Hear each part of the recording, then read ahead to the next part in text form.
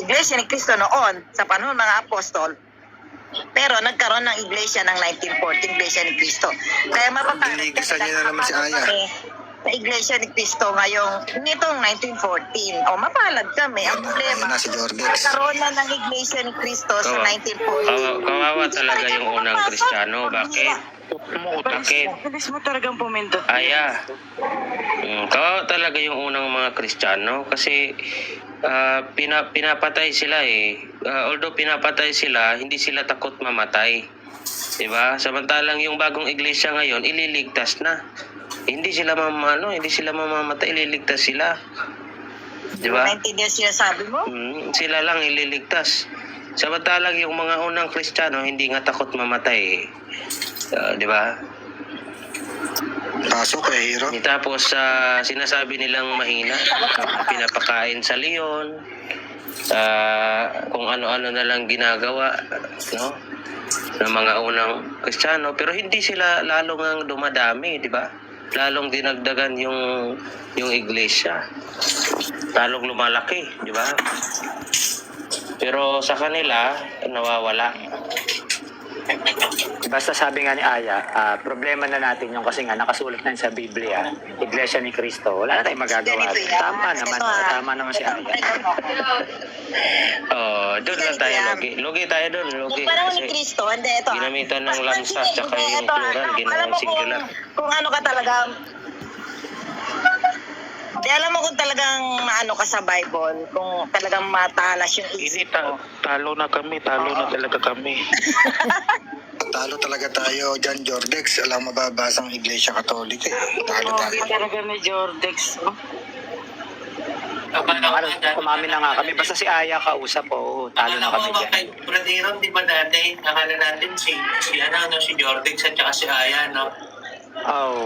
Kasi lagi silang magkasama sa live eh. Hindi, binastit ko siya. Bastit yan sa akin. Masabi. Si Aya kasi, kakabuka pa lang ng bibig ni Aya.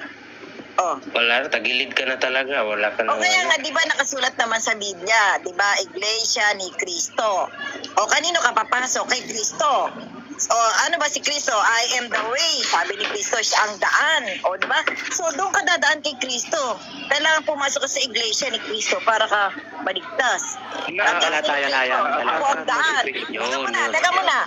Sabi ni Cristo, ako ang daan. At hindi yung dating daan. O sabi, kasi si Cristo tama. May siko pa yun. Pero si Felix ba? Si Felix Manalo ba naging daan, Aya? Tingnan mo nga, Naging daan ba si Felix Manalo? Tingnan mo na. Si Cristo kasi tamang daan niya. Si Cristo tamang daan. Kaya doon ka dadaan kay Cristo tamang daan. Yung hindi ka dadaan sa dating daan, wala din si Cristo. Sabi ko. Tamang daan. Gumanat. Roel yun? Dinadali din si Aya. Dinala yung Huwag daw sa dating Kailangan mo palang, dalawa yung papasukan mo. Una, dating daan, tapos iglesia, maging ka na, pagpasok mo. So, ibig sabihin, Aya, kapag pumasok sa dating daan, maliligaw ka. Kasi hindi yun yung tamang daan. Ay, ako. Kaya diba? May tanong ako. May nakausap kasi ako kanina. Sa Mateo 20, ano po Mateo yun? Yung mga banal pala, nung pagkamatay ni Cristo, dinalagot yung hininga niya, nahapak yung kortina, di ba, yung tabing. Tapos yung mga libingan na bukas. Literal ba na nabuhay yung mga patay doon? Ng mga banal? Nasagot niya na si Pope the Second Jordex. Idol Jordex, ko naman. Literal yun ayon sa sulat ni Pilato. Actas Pilate, report of Pilate sa Roma. Nakasulat. Jordex, pakinggan natin. Actas Pilate or report of Pontius Pilate in Rome.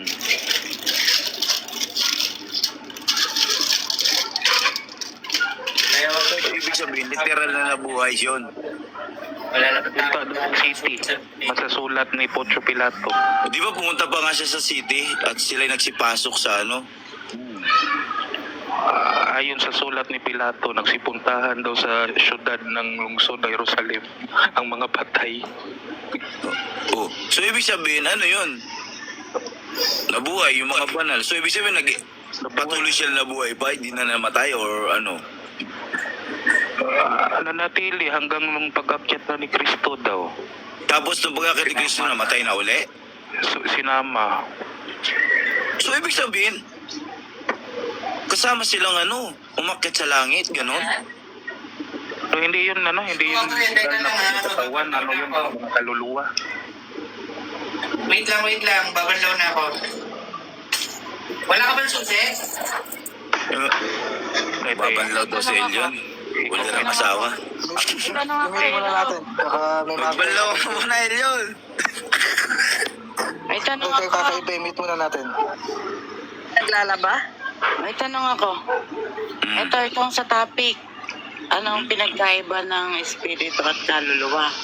Tapos, ang tanong ko dyan din, totoo bang yung mga namatay na tao, naglalakbay din yung kaluluwa dito, nakakabalik pa sila? Sa madaling salita, naniniwala ba kayo sa multo? Hindi. Pero ano nga alam ko, nasa Bible yan yung pag namatay ng tao.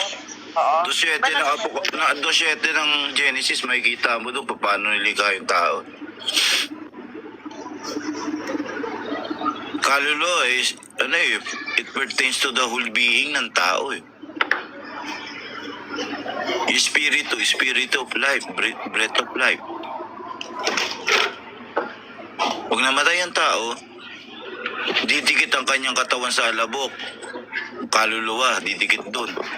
Tapos yung spirit of life, o hininga ng buhay, babalik sa kamay ng Diyos. Hindi nga kami ano ba yun? May nakausap kami ni Shelby dyan eh. Binasa sa mababasa yung dumidikit. May nabasa nga. Nasa awit.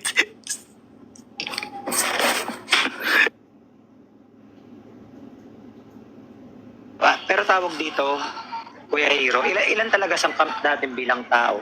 Ilan? 3 rin? Kaluluwa, ganun. Spirito, tsaka laman. Lalabas yan, yung nakasulat sa bagong tipan, di ba? Ingatan ninyong buhay yung katawan. Di ba? Katawan, espiritu at kaluluwa. So 3 na, tama. Hindi siya pwedeng magiging 3 kasi yung pag sinabing kaluluwa, whole being na yun eh. Kaya sinabing kaluluwa. Ang kaluluwa daw, yun yung pag-iisip natin. Consciousness? Instinct. Oo, ganun. Consciousness. Oo. Ang daming kalooban, pag-iisip, tsaka personalidad. Yun. Yung espiritu naman, pananampalataya, konsensya, ugnayan sa espiritual. Pero hindi totoo yung nagbumulto, wala yun. Wala nang nagmumulto eh. Kasi sabi ang patay, sabi doon, tayo mga buhay, nalalaman natin na tayo mga mamatay. Ngunit ang mga patay, wala nang anumang alaala. So, paano siya? Yung katawan yun, pero yung kaluluwa, meron pa. Kasi di ba, yung sa transfiguration ni Jesus Christ, kausap niya nga si Moises. Matagal ng patay yun. Yung katawan ay yung tinutukoy dyan na wala nang nalalaman pang iba.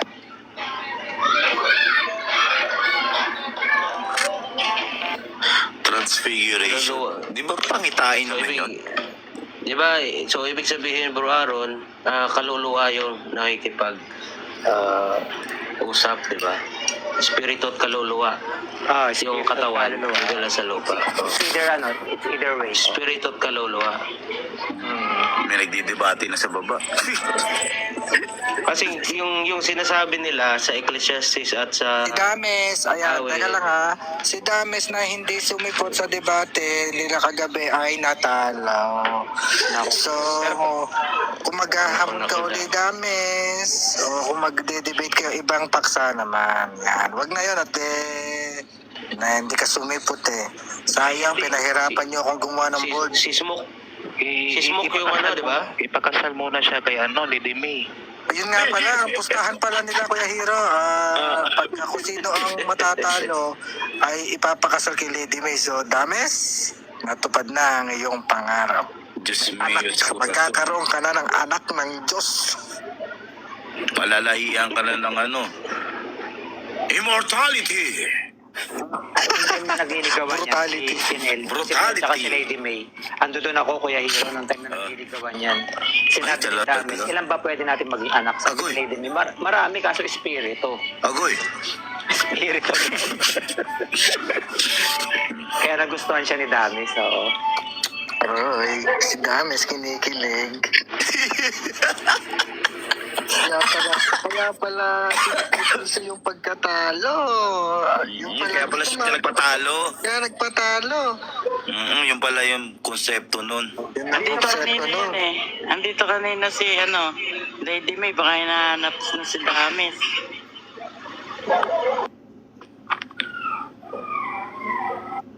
Pakibasa yung message ko. Sama may chat sa akin ba?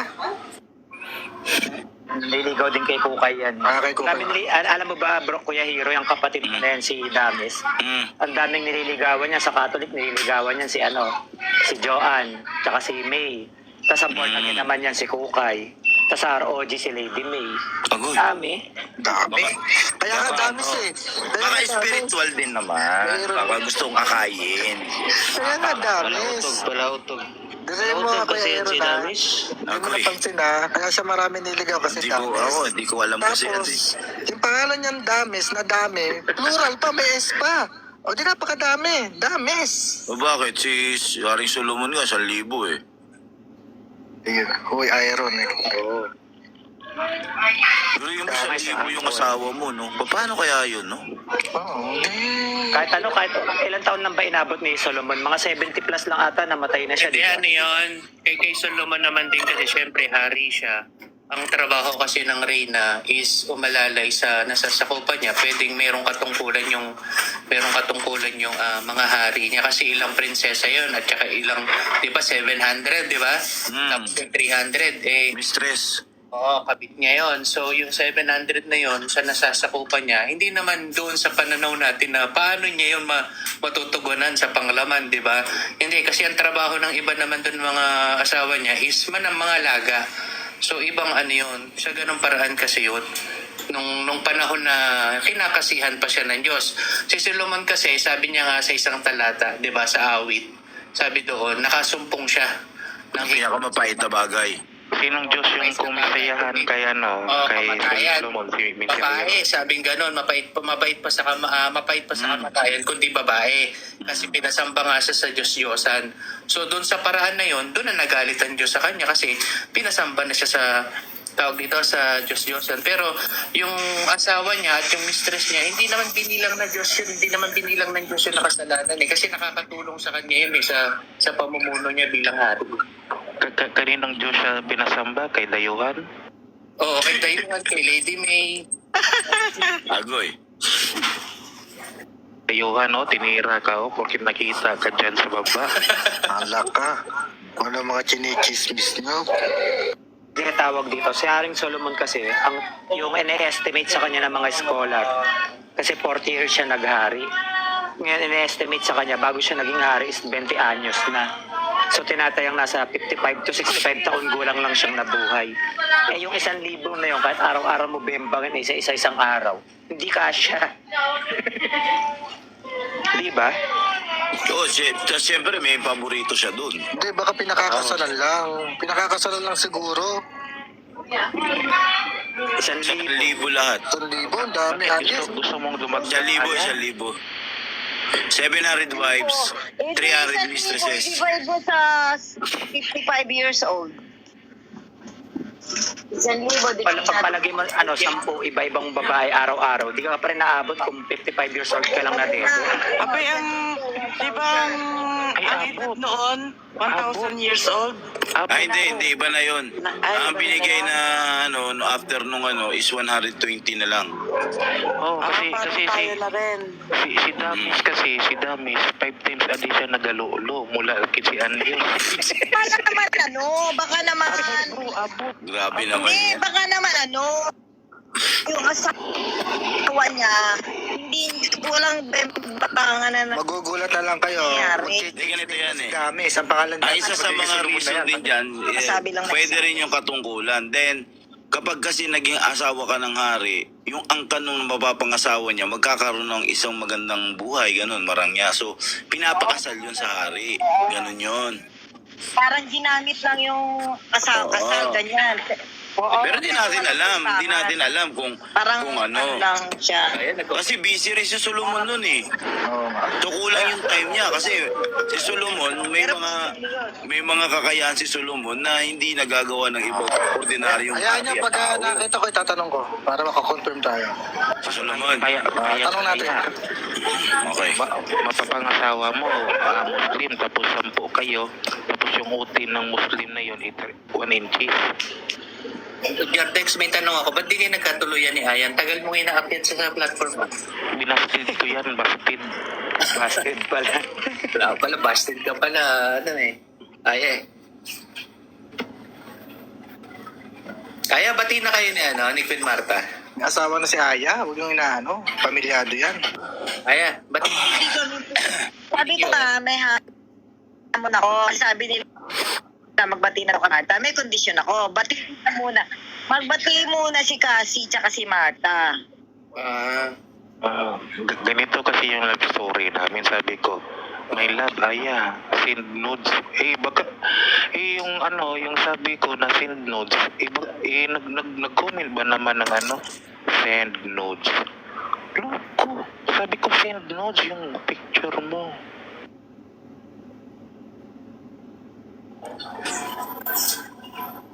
Yan, nag-iwalay ka. Kuya Hiro, may bago kayong kapatid, si Victor, yung best friend ko rito sa TikTok. Mm. Yan si Victor, bago niyong kapatid dyan. At kinakongratulate ko. Ano, bautiswa na siya. And then, dumadalo pa lang siya ng pagsamba, pero tuloy-tuloy. Si Pepsi? Oo. Kaya hindi ka na niya aawain, ay, kasi magkapatid na kayo. Paano mo nalaman? Di ka sure. Best friend ko yan eh. Tagal Nakita na niya sa namin akin, kasama ni Aye. Pepsi. Ikaw talaga, Nakita paano hindi niya ko sa akin. malalaman? Si Pepsi ba yan? Si Victor? Oo. Nice. Para maniwala ako. Mas maniniwala sa akin si Kuya Hiro kasi siya si sa loob Pepsi, ng kapilya. kaibigan ko yan taon na. Ikaw, lagi mo siyang kaaway dati, alam ko yun. Kasi tinitira niya nga yung INC. Kaya kagalit. Hindi ko nakaway si Pepsi. Hindi ko nakaway. Ekologi kami mga Katoliko kasi nakikipag-friend namin yan si Pepsi. Kasi pinakita niya sa akin nung siya tumamba. Taga-nabili ka TikTok, walang nakakay. Ingat ka, Jordex. Nako, sinasabi ko sa'yo. Nasa Biblia naman, wala namang pangakay mangyari sa tao. Ang Diyos mismo yun. Ilalaglag ka ni Pepsi, Jordex. Sabi ko. May naakay si Jordex, si Roy nga, di ba handog? O, naakay niya maging debater pa nga ng Katoliko. Talaga Bumalik man sa... Kuman yun yung pagkakaakay natin, Jordex. daw, confirm na daw, sabi ni Edwin. May nasagot kaming chismis. Sabi po ni Kuya Edwin, si Kuya Roy daw ay bumalik na sa INC. Natalikod na ba ang Jordex na talikod? Alam mo ba, wala na kay ibang mapupuntahan na religion, Iglesia ni Cristo lang. Wala na kay ibang mapupuntahan. Amen, amen. Oo, Sabi nga ni sila ang Paul, talo na nga kami, talo kami. Basta ikaw kausap namin. Pero pag matitinong INC, hindi, ilalabang kami. Talo na kami, Aya. Kasi sabi nga, siya ang ulo ng katawan sa makatwid bagay ng iglesia. O, sino ulo? Si Kristo, ang katawan ng iglesia. Kaso natalikod, paano yun? Jurista natalikod daw yun. Pwede ba yung nakatalikod yung ulo sa katawan? Kaya, Bali ulo kung ano. Balik. Ganun siya titignan. Kung mayroon mang kung mangyari ulit O Johan, huwag ka mga away ha. Tahimik ka lang. Tapos yung natirang simbahan o iglesia, yun na lang sa inyo. Hindi pa rin ako. Binabalaan agad si Suicide na lang ako. Grabe naman sa Bexana. Hindi pa rin ako. Inunahan agad si Johan. Bagay, ano naman kasi yan eh. Actually, in reality, choice ng bawat tao yan eh. Kung saan ka mas, mas panatag, kung saan ka mas payapa, choice mo yan eh. Akala ko kung saan ka masaya eh. Kung saan ka masaya, oo. Real talk doon. No? Real talk rin sinabi ni Johan. Kung saan ka masaya, di doon ka. Ganun lang yan eh. Hindi yun. Hindi pwede kasaya. Totoo yan.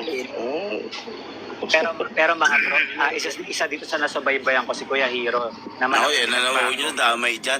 Hindi, dati kasi maingay ka lagi. Parang lagi ka nakikipagbardagulan. Laki ng binagbago mo, bro.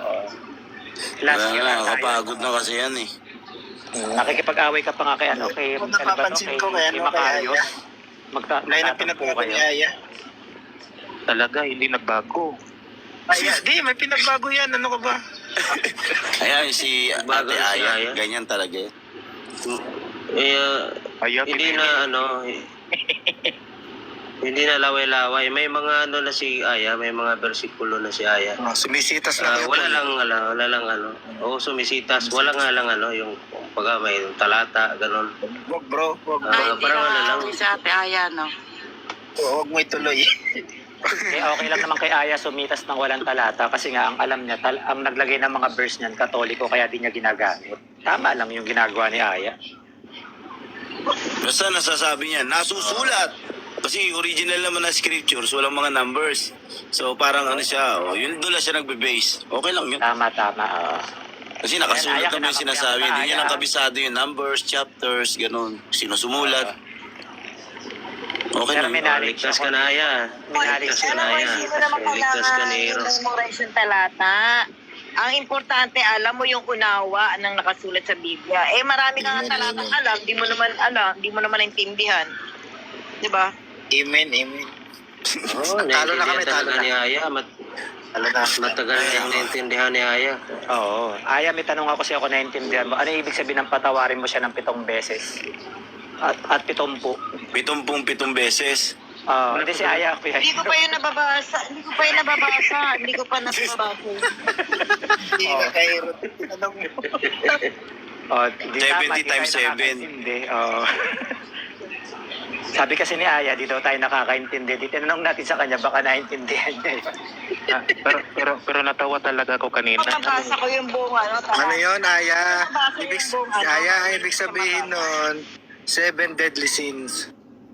Hindi, si Pito, patawarin mo ng 70 makapito eh. So 70 times 7. Ang point doon, hindi naman nagkakasala ang isang tao ng 70 times 7. O, di ba? Ibig sabihin, patatawarin mo siya, lalo na kung 70 times 70. Yes, parang ganun siya. Pitong puting tupa. Agoy. Sabi ni Biorista na, Pitong puting-pating. ano yung talata sa pasalamat, Aya? Hindi alam ni Aya. Aya. Ano yung talata? Noong unang binanggit. Sabi ni, ni viewers, Corinto? Ano ba yan? Red, bahala ka. Buti pa ako. Nakalimutan ko, sinabi niya kanina eh. Nakalahok, 44-11 Corinto ng ba yun? Isaya. Hindi, Corinto sabi niya, Corinto.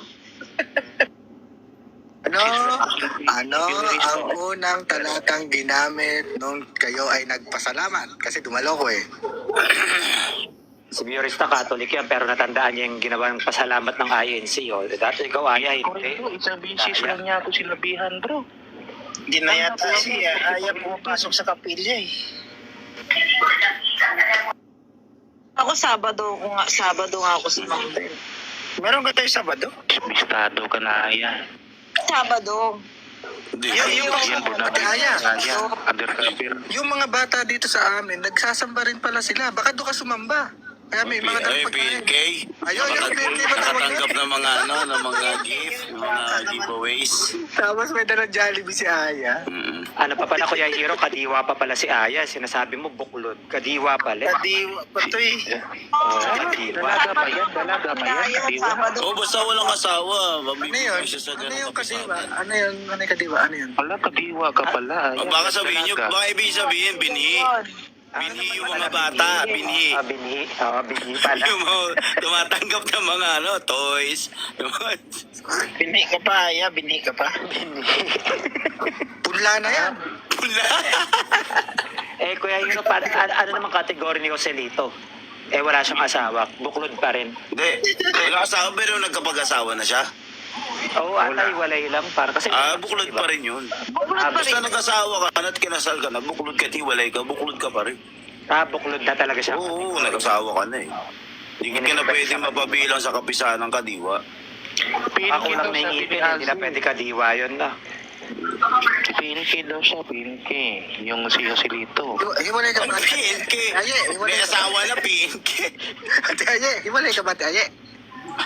Yan o, hero, Ano ka ba, hinihiwalayan ba itong ganito? Mali ka talaga Sa MCGI, ano naman yun? KNP. Tama ba? Wala na si El yun eh. Tumalon Ano na ba eh. yung KNP? Ayun, sa kabataan din yun. KNP. Hindi, Kuya Hero, ang tawag namin doon, paano naman sa MCGI. Ganito, sa MCGI, kung halimbawa maliliit pa lang ng mga bata, ang tawag doon KNC or tinatawag na kawan ng kordero. Ay, kawan ng kordero, tama, KNC. Ngayon, Tama. ngayon, pag halimbawa sa mga binata naman gaya ko, gaya namin hindi na pala bata si controversy, matanda na pala yun. Gaya ko, is ang tawag sa amin KKTK o kabataan ng kapisanan. Tama, Pilipinas. KKTK. Yun. Oo. Halimbawa, pag isasabihin ko na sa inyo kung ano yung mga pangalan sa KKTK tungkol nga. namin. Sige. Ito, ang tawag naman, ang halimbawa, pag ang kinuha mo, halimbawa, magti-TK ka, ang tawag doon, teatro kristyano, yun ay sumasayaw ng parang may kulang-kulang o abnormal, ganon. Huwag mo na dagdagan. Pag marami kasing tungkulin sa MCGI, merong marami. TK, merong choir, merong GCOS. Ang GCOS naman yun ang mga taga-gising ng ng mga kapatid na natutulog na sa Victor, ano naman yung tinatawag na KSP? Ano yung KSP? Ano yung KSP daw? Victor, yung KSP, Meron pa, ano naman yung mga KSP? KSP. AdPro. Ayan. Ang AdPro naman, Pro doon sila sa production yan. sila ang magsiset doon sa mga sa mga television, sa mga satellite, mga ganon. Ano pa, marami pa eh. Victor, alam ko na. Alam ko tawag sa inyo yung mga lumalaban sa MCGI na umalis. KKK. Ang tawag sa amin, yung mga umalis sa MCGI, MCGI Exeter. Akala ko KKK yung mga lumalaban. Yan, MCGI Exeter yung mga umaalis sa maling aral ni Daniel Rason. Ayan. Huwag ganun, Pepsi. Talaga, mapayapa nga nag-uusap dito. Ikaw talaga. Ayun na naman. Yung galit mo sa tabi mo na. Ang gusto ko ulit malaman ngayon yung mga patungkol sa INC kasi sumasamba na ako sa INC, yun ang ulit aalamin ko. Ganon. Victor, the Exeter sa umalis. Paano pag bumalik? Entrenster? Interester, hindi ko maintindihan. Pero Victor, kahit dahil lagi ka nang dumadalo ng pagsamba, di ba tina kayo ni Aya? Dumadalo ako sa INC, Buti narinig ni Johan yun. Tirahin mo na yan, Johan. Tama ba, Johan? Dumadalo lang panahon naman si Victor. Ano niya, karapatan yung magsuri. Nasa kanya yun kung magtutuloy siya o hindi. Magkaibigan pa rin tayo, di ba, Johan? Kahit na, Ay, hindi. Kasi hindi naman kami Ako rin, dumadalo rin ako. Nakadalo ako ng pasalamat. Kaya profile kami ni Johan, kaya hindi kami magkatalo ni Johan. Kung anong gagawin Kaya ko sa inyo, para matapos yan, si Felix, kapatid na Felix Manali, sugo ng Diyos. O, sige, asan ba yung Ay, cellphone? viewers, sir, may tanong ako. Taga Manila ka ba? Sa Manila ka ba? Ako ba? Hindi.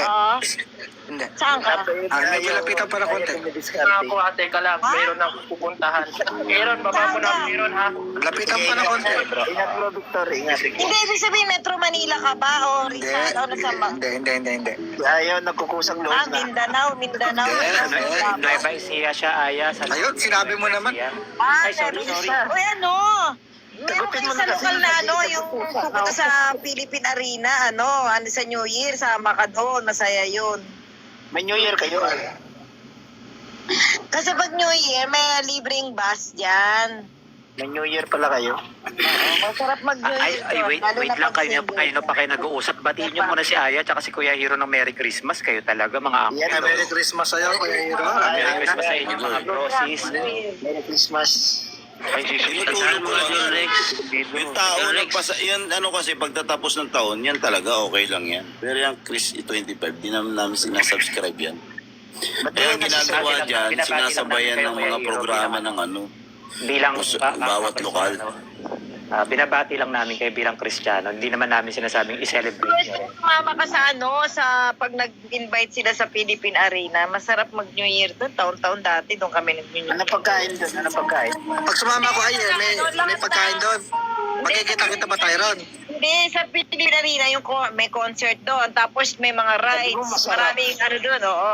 Pero kaya lang pagkain, hindi, kung dagdag ka ng pera mo, pambili mo ng pagkain mo. Kasi libre na lahat, yung pagkain mo na lang dadali. Inimbita mo ako doon, tas ako gagastos Every year nandun kami. Ngayon lang hindi kami nagpunta kasi may aso kami. Wala magbabantay. Magpupunta ba kayo ron lahat? Lahat ng mga nandito, yung mga INC rito. Pupunta ako ron, magkita-kita tayo.